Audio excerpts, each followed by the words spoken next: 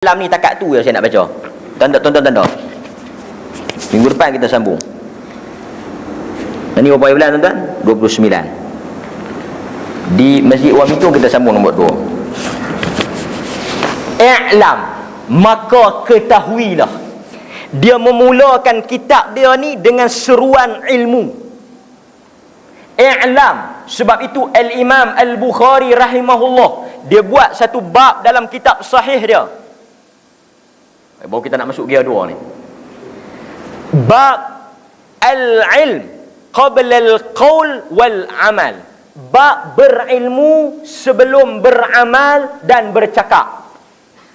Kepentingan ilmu ni cukup banyak. Allah menyebut dalam Al-Quran, "Qul hal yastawil ladzina ya'lamuna wal ladzina la ya'lamun." Apakah sama orang-orang yang berilmu dengan tidak berilmu? Yarfa'illahu alladzina amanu minkum wal ladzina utul ilma darajat. Allah mengangkat darjat orang yang beriman dan orang yang berilmu beberapa darajat.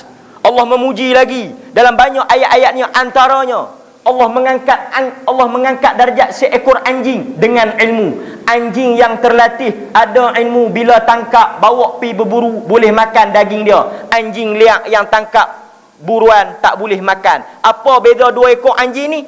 Ilmu. Nabi sebut tuan-tuan dalam banyak hadis, khiyarukum fil jahiliyah khiyarukum fil Islam. Orang yang baik masa jahiliyah masuk Islam pun hebat, teror, dengan syarat idza faqihu, kalau dia ada ilmu. May yuridillahu bihi khairan yufaqihu fid din. Kalau Allah Taala nakkan kebaikan, hadis Bukhari daripada Muawiyah, kalau Allah nakkan kebaikan, Allah tak bagi harta benda, Allah tak bagi anak, tetapi Allah bagi faham ilmu dalam agama. Allah angkat darjat manusia dengan ilmu. Tuan-tuan, hidup kita ni bila kita sebut kepentingan ilmu, tak ramai manusia yang sedar. Semalam petang tadi saya sebut tentang istikharah, iaitu pilihan. Bila kita nak buat pilihan, kita sembahyang 2 rakaat. Tuan-tuan, hidup ni istikharah. Hidup ni adalah pilihan. Wa hadainahun najdain. Allah sebut dalam surah Al-Balad. Al-Hafidh Ibnu Kathir rahimahullah, ketika dia menafsirkan ayat ini, dia membawa perkataan tabi'in. Dia kata apa? Wa hadainahun najdain. Allah Ta'ala tunjuk jalan yang buruk, Allah Ta'ala tunjuk jalan yang baik. Kita ajak manusia mari majlis ilmu, tak ada siapa pun paksa tuan-tuan datang. Tapi kenapa tuan-tuan datang, orang lain tak datang? Adakah mereka tidak tahu ilmu itu penting? Sebab apa? Sebab tuan-tuan ada kehendak. Tuan-tuan nak mengaji, dekat dengan Allah, menuntut ilmu, keluar daripada kejahilan. Kehendak tuan-tuan itu sama dengan kehendak Allah, maka Allah gerakkan hati tuan-tuan untuk datang. Sebab di sisi ahli sunnah, kita pun ada kehendak, kita pun boleh memilih. Kita bukan Jabariyah, robot, kita bukan Qadariyah, melampau-lampau, tetapi kita ahlu sunnah, ada pilihan. Dengar kelas mengaji, boleh menuntut ilmu. Tak ada siapa paksa, tak ada siapa larang. Kalau nak main. Kalau sedar diri tak berilmu, nak dekat dengan Allah, silakan.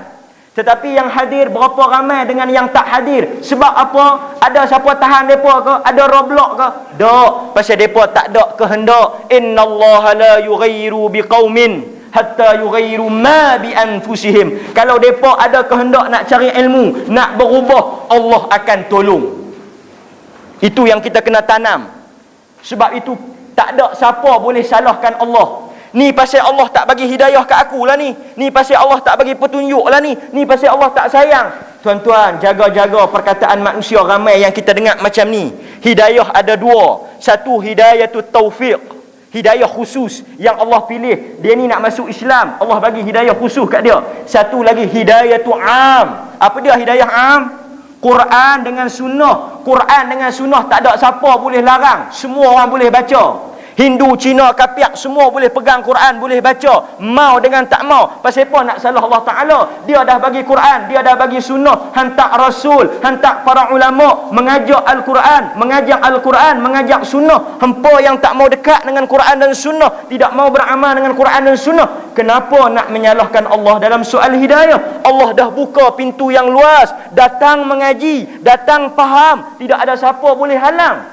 Terpulang kepada diri kita. Yang ni yang disebut datang ilmu. Dia bukan ilmu yang datang pada kita. Al-ilmu yu'ta wa la ya'ti. Ilmu itu didatangi, kita pergi cari, bukan dia mai sujud kat kita.